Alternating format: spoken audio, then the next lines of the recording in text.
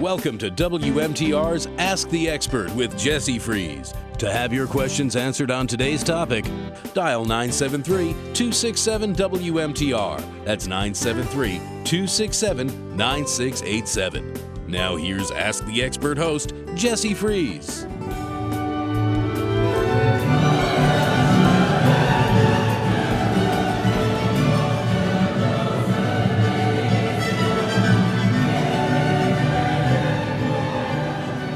That is the beautiful Baroque orchestra you're hearing. Welcome to Ask the Expert, the show designed to keep you informed on WMTR 1250 AM, a greater media station. I'm Jessie Freeze. Julie Briggs and I host the award-winning Your New Jersey Connection and Ask the Expert, the longest-running ahead-of-the-curve talk shows on the station and in the state. Before I begin the show this morning, I want to congratulate Julie Briggs for the Media Award and Senate resolution she received last night at the 60th anniversary of the Giblin Association at the Mayfair Farms in West Orange, New Jersey. Julie has interviewed thousands of dignitaries and people in all walks of life. And it was a spectacular evening, hosted and organized by Assemblyman Tom Giblin, attended by hundreds of wonderful New Jerseyans, and emceed by the lovely Debbie Duhame. And my guest this morning on Ask the Expert, New Jersey's Dr. Robert W. Butts. Dr. Butts is a Morris County treasurer, conductor, composer, music director, and founder of the highly acclaimed Baroque Orchestra of New Jersey, which performs a wide variety of symphonic, chamber, and operatic classical music from all periods. Maestro Butts has won various awards for his work with the Baroque Orchestra and in collaboration with other ensembles, a multiple nominee and award winner of the American Prize for Conducting Excellence in both the orchestra and opera fields.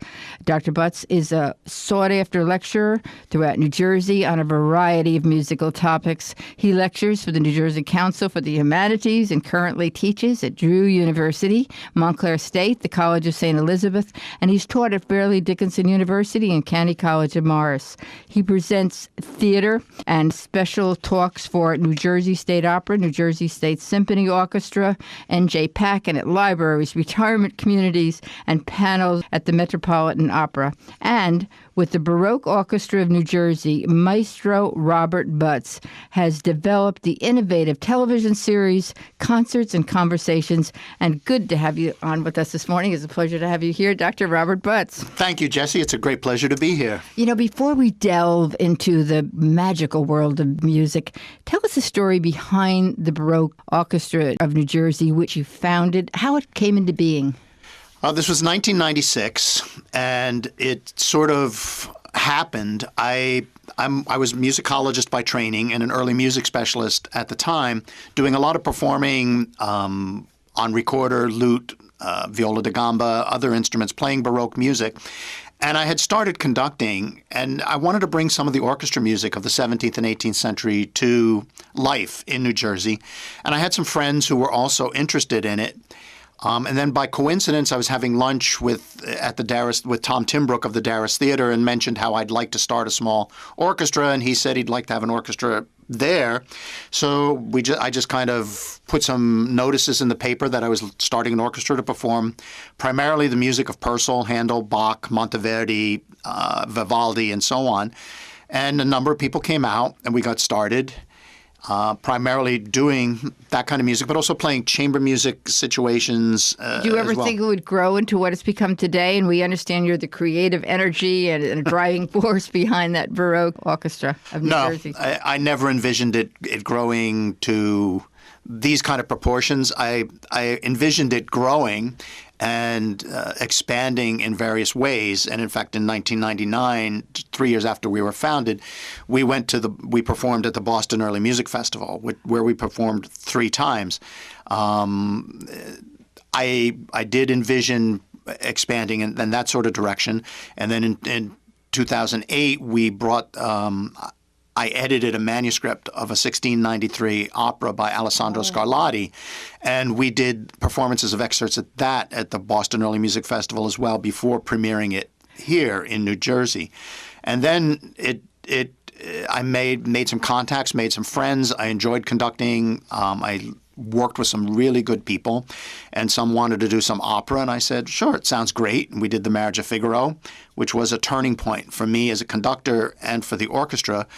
It came about. We were first going to do just a few arias. Then it turned out to be doing all the arias. Then it turned out to be everything. You had a repertoire of so many different, from all periods.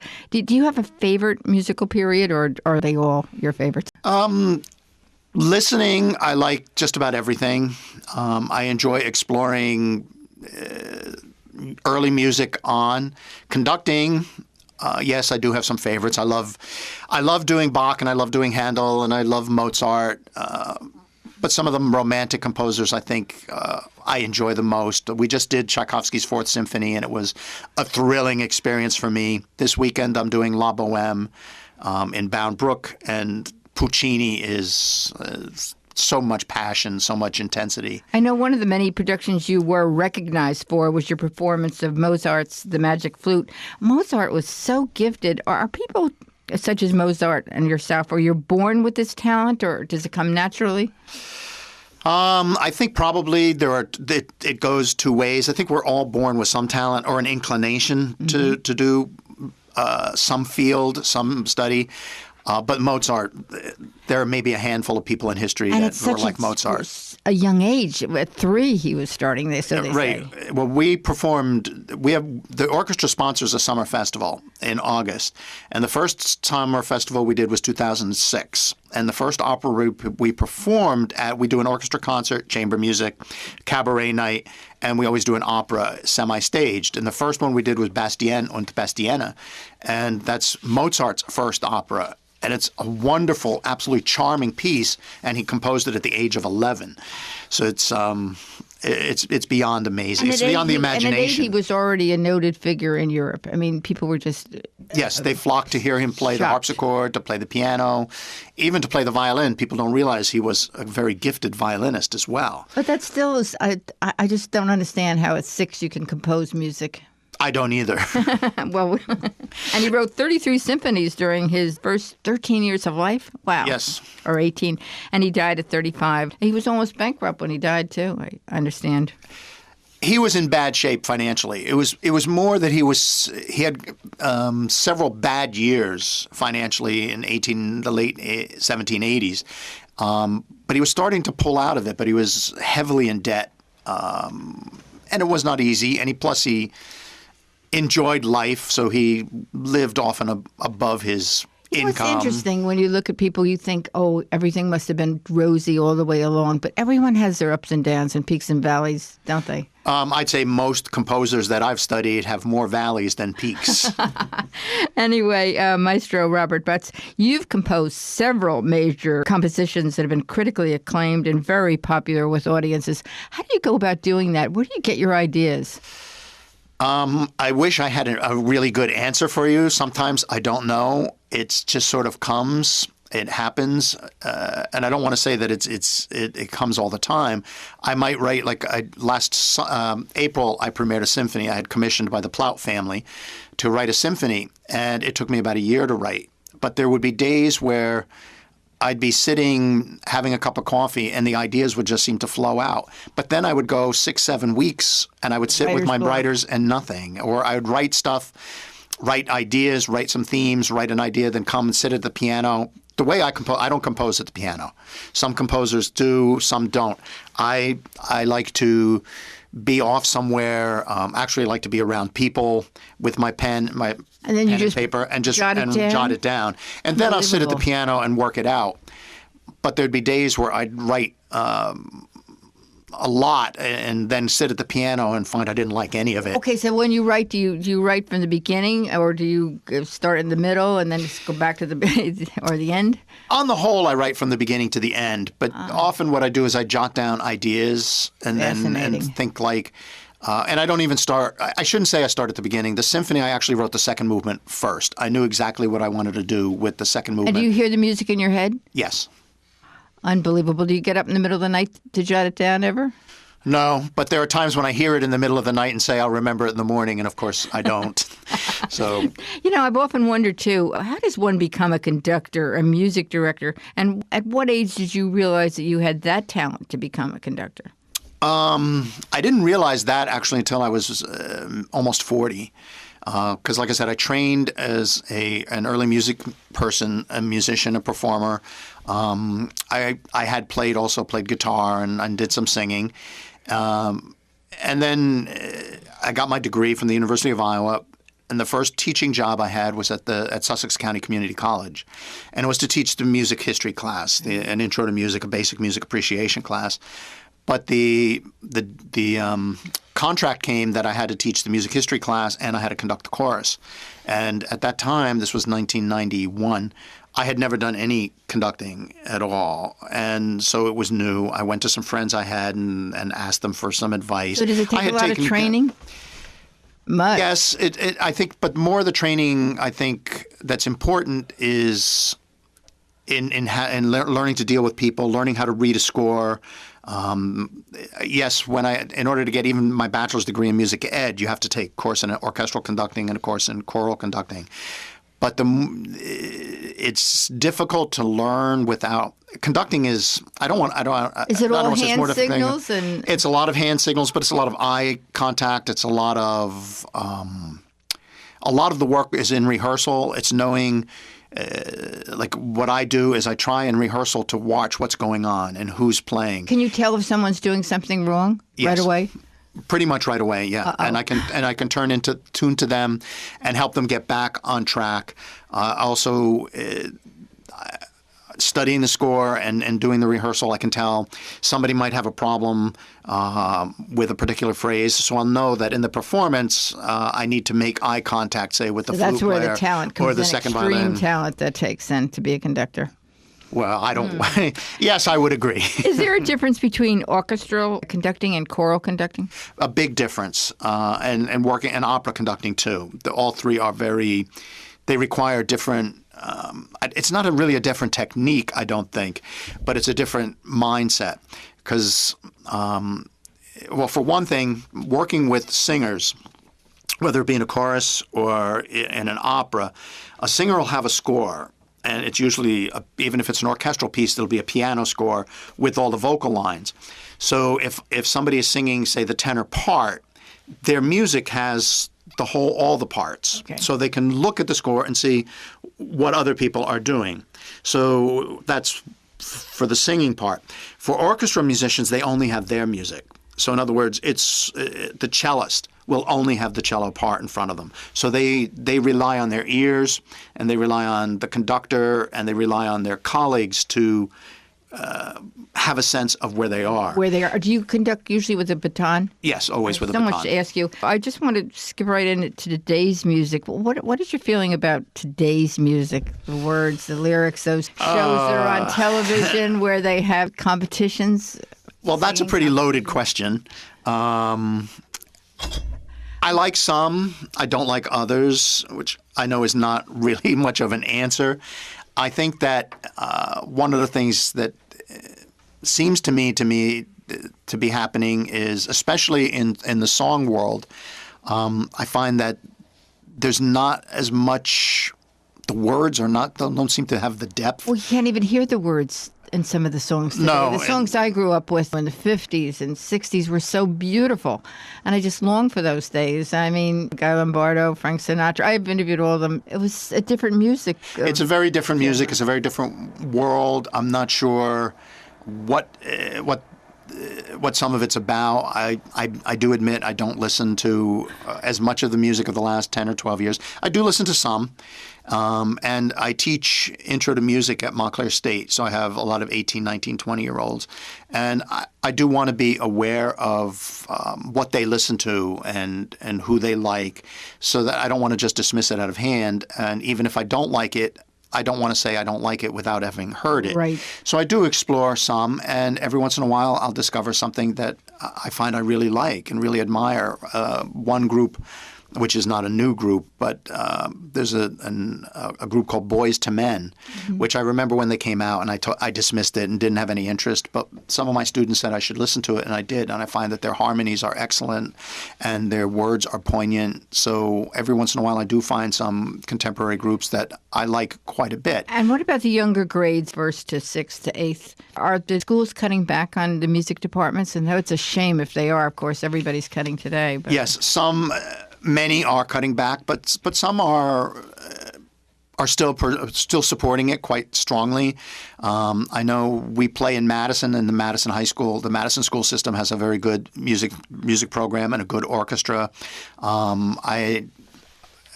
I have a student in my class at Drew University. I teach a graduate level class at Drew.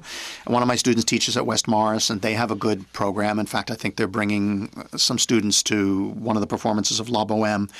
So some schools do support it, and I think that the more research that's being done, the more they find out that being part of a music program is a very positive element in a young person's life. And music not just is so important today in every element of one's life.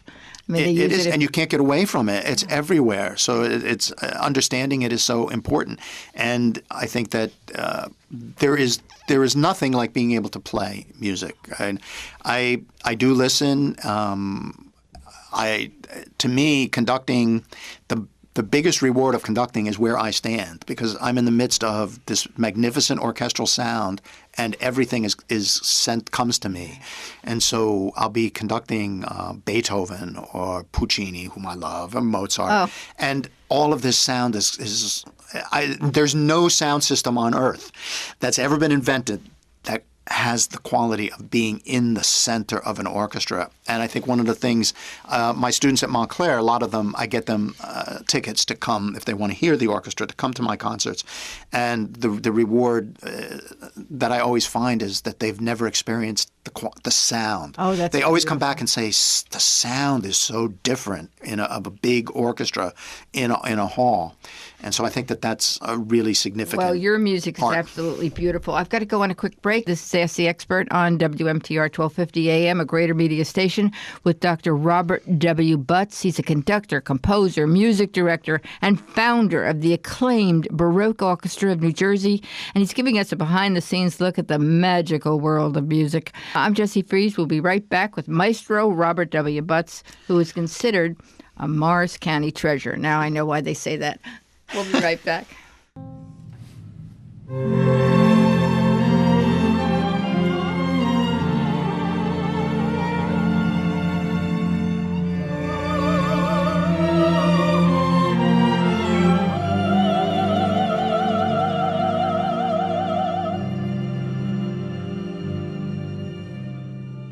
Hi, this is Christine from Juniper Village at Chatham. Caring for a parent or a loved one as they grow older is not always an easy transition. We understand, and that's why we invite them in to visit our community. At Juniper Village, they'll have a great quality of life much like home. At Juniper Village, independence is what we foster. But when assistance is needed, we are right on the job. We nurture the mind, the body, and the spirit with excellent programs, food, and activities. At Juniper Village, it feels like family. The staff is beyond caring. They know everyone by name and will give mom and dad the choices and care they need to keep them as independent as possible. And you'll rest assured that your loved one is in good hands. Call us today at 973-966-5483. That's 973-966-5483. Schedule a tour and see why Juniper Village is committed to the health and well-being of the senior community. This November, Juniper Village takes on hunger with their holiday food drive to benefit local food banks. Bring canned food and dry goods to Juniper Village, 500 Southern Boulevard in Chatham between now and November 30th. For more information, visit junipervillagechatham.com. The Farmer's Almanac predicts this winter is going to be as bad, if not worse, than last winter. You're going to need to know if your children's school is delayed or closed. All you have to do is log on to the WMTR Teachers Insurance Plan of New Jersey storm closings page at WMTRAM.com. Teachers Insurance Plan of New Jersey. Educators, school employees, and PTA members save on auto insurance with exclusive low rates through Teachers Insurance Plan of New Jersey. Call 855-99-TEACH for your free quote. That's 855-99-TEACH for a free quote today.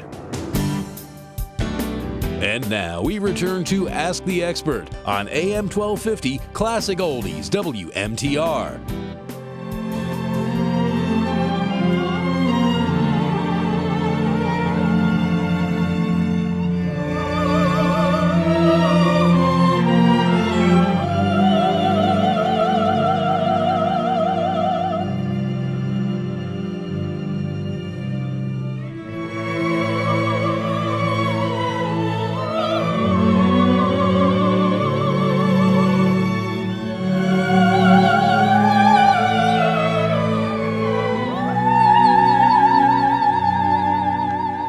That is absolutely awesome. Just absolutely beautiful. I could sit and listen to it for the next 2 hours, 3 hours.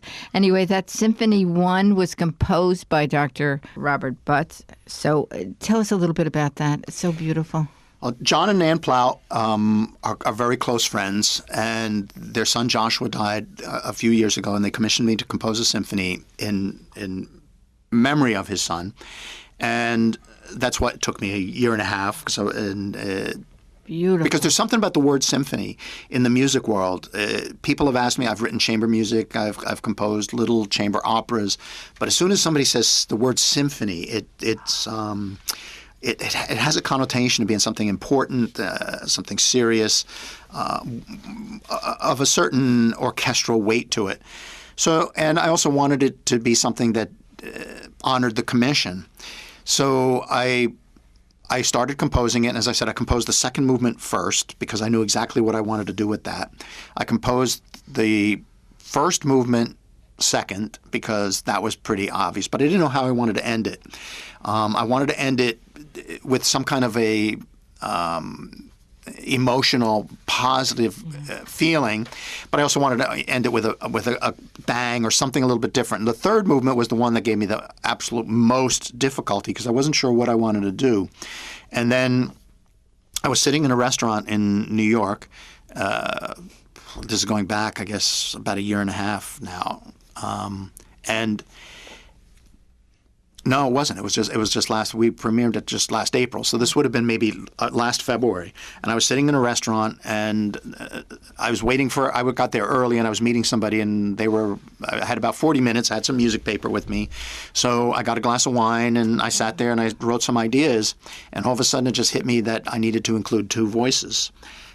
Which is rare in symphonic work.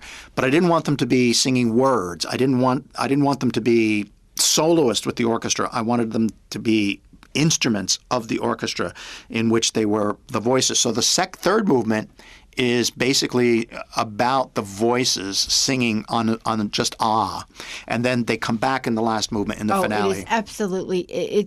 I can just picture the whole thing. It's just so inspirational. Thank you. It was just absolutely beautiful. We have so little time left, and I wanted to ask you, Dr. Robert Butts, you combine your conducting and lecturing talents. You've developed a series, I understand, for cable TV broadcasts entitled Concerts and Conversations. That sounds very interesting. Oh, well, thank you. Yes, I was trying to look for something a little bit different and to broadcast, and somebody suggested I combine the talk, because I've been lecturing for about 20 years also on music through the New Jersey Council for the Humanities, through various programs. I lecture all over to various senior citizens, any, it's great. So we were working with I work with Brian Ferran out of Vernon. He does video and audio recordings for the concerts.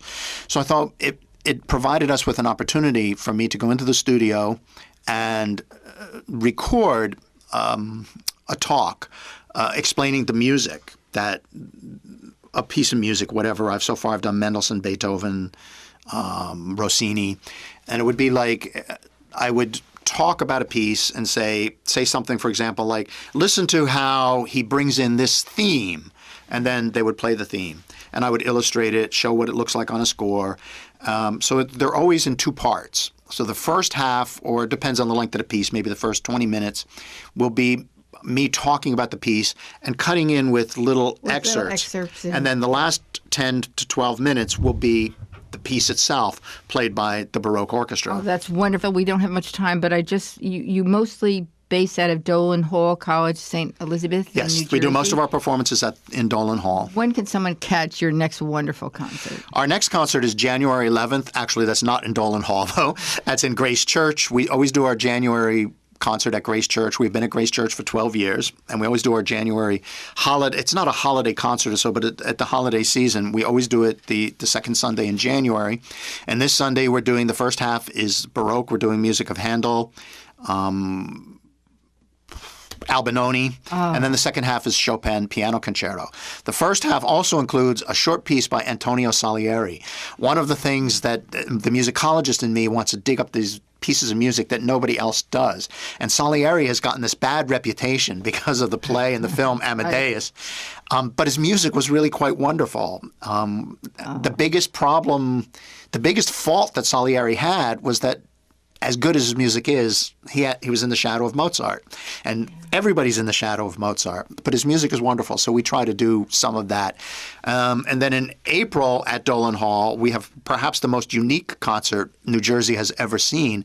We're doing a whole afternoon of 2 piano concertos. And we're going to be chronological, so we're going to be Ron Levy, who's a magnificent pianist, and a friend of his is playing. And we're going to start with a Bach double piano concerto, then do Mozart double piano concerto, a Mendelssohn double piano concerto, and a Poulenc double piano concerto. People will just absolutely be flocking to that. It should. These are great musicians, and it doesn't happen very often. No, it doesn't. And I could go on talking to you forever, but I just love to close with one of your songs again, or what you've composed. It's so beautiful. Don't ever, promise me, ever stop composing. I will not. And Mrs. Butts, the lovely Mrs. Butts is with you today, too, and it's been a pleasure to have you on the show today. But unfortunately, our time has come to a close. I want to thank you, Dr. Maestro, Dr. Robert W. Butts, conductor, composer, music director, and founder of the highly acclaimed the Baroque Orchestra of New Jersey, for giving us an inside look into the magical world of music, and particularly your music. Thank you so much for joining us. Thank you, Jessie. A pleasure.